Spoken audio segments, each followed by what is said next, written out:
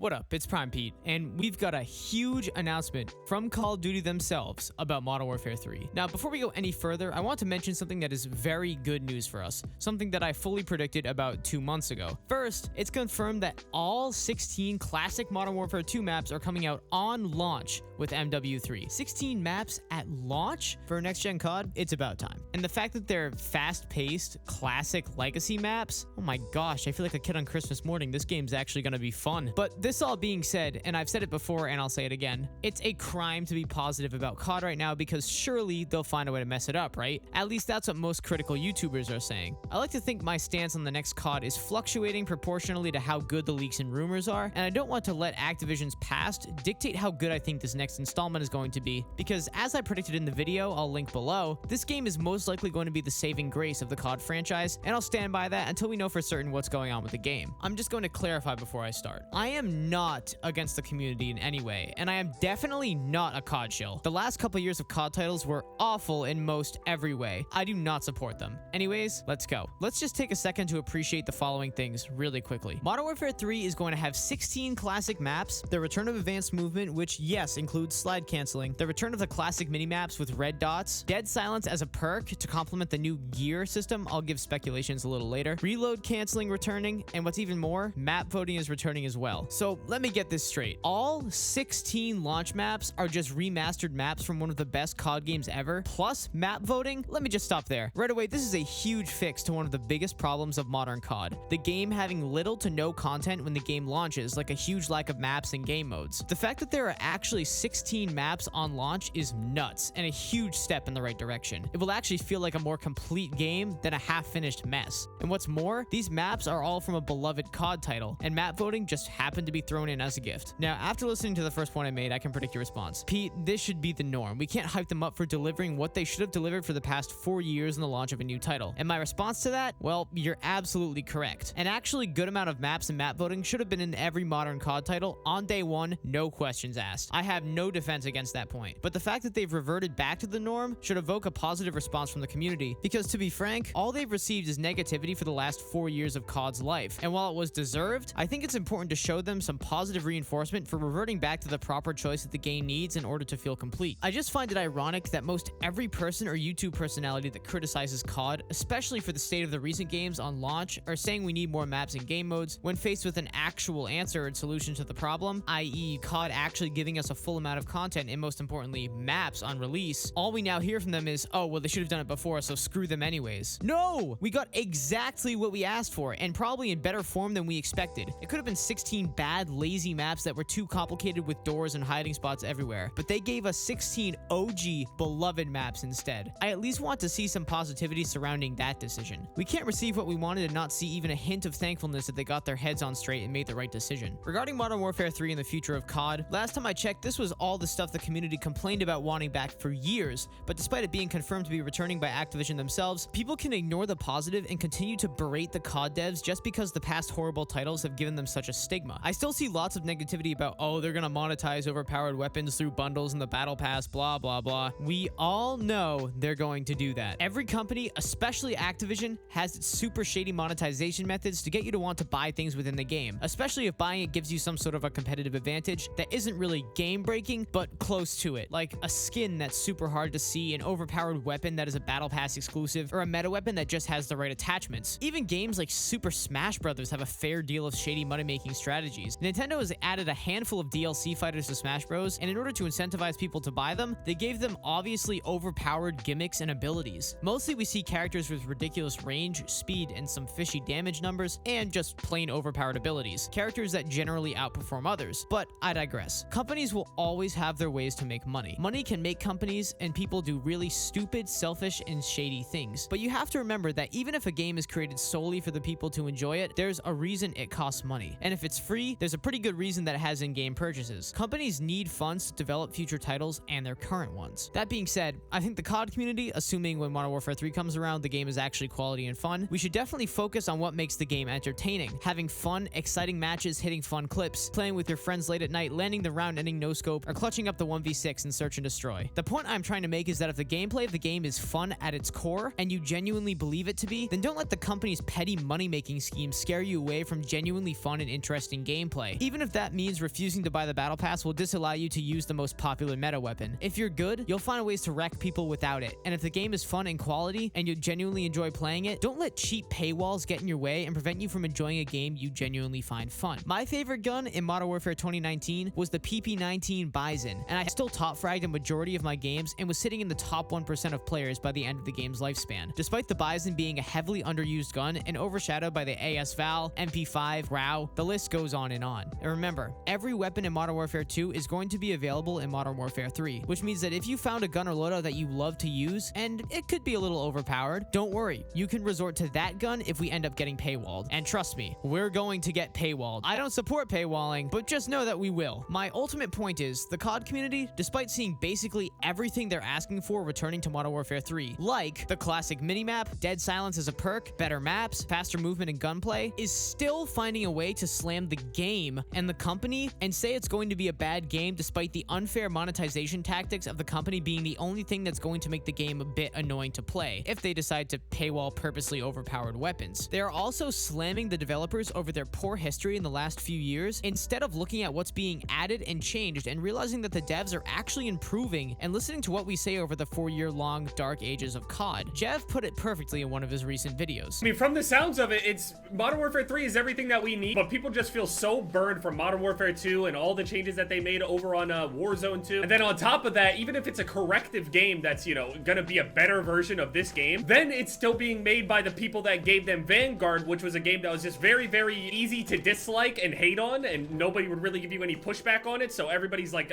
overall sentiment with Sledgehammer, they associate it with Vanguard, which is like a bad thing to them. But mechanically, Modern Warfare 3 sounds great. But again, even with my optimistic outlook on this whole thing, I mean, there's still X Defiant that's coming out. It's true, because we're the same players that got burned by Modern Warfare 2 and Vanguard. We're definitely going to be a little gun shy about a future release. But remember, even though it should have never been different, we are finally getting what we want again. And yes, I know it's because this is their redemption game, and they are very afraid of X Defiant. But that was my prediction in the first place, and I was right. So, the TLDR is this. If the gameplay leaks are true, this COD will be fun and quality, with good maps and great pace of play, but the paywalling and monetization is still going to be just as bad and annoying. But don't let the latter stop you from having fun, because there are always ways around it. We have to be glad that they are actually listening to us, and be careful not to slam them for literally adding what we've been asking for them to add for years on end. I reiterate, I'm not against the community, and I am definitely not a COD shill. The last 2 COD titles were awful in every single way. I don't support them. Had to just repeat myself to make myself clear on my stance. Modern Warfare 3's leaks look really good for us, and I'm not going to let my contention for the COD devs get in the way of the fact that maybe they're shaping up and delivering us a solid game. Because again, the leaks sure do look good. And granted, these should have been in every game since Modern Warfare 2019, but since we didn't get them, and COD has to redeem itself as a franchise, it's good to see the devs finally taking a step in the right direction. Let's just make sure we don't become the ones that tune out anything coming from the other side, like they tuned out our voices for the dark ages of COD. But anyways, that's all I got. Check out my other videos if you want, especially the one where I predicted literally everything that's going to be in this game. And a like and a subscription is always appreciated.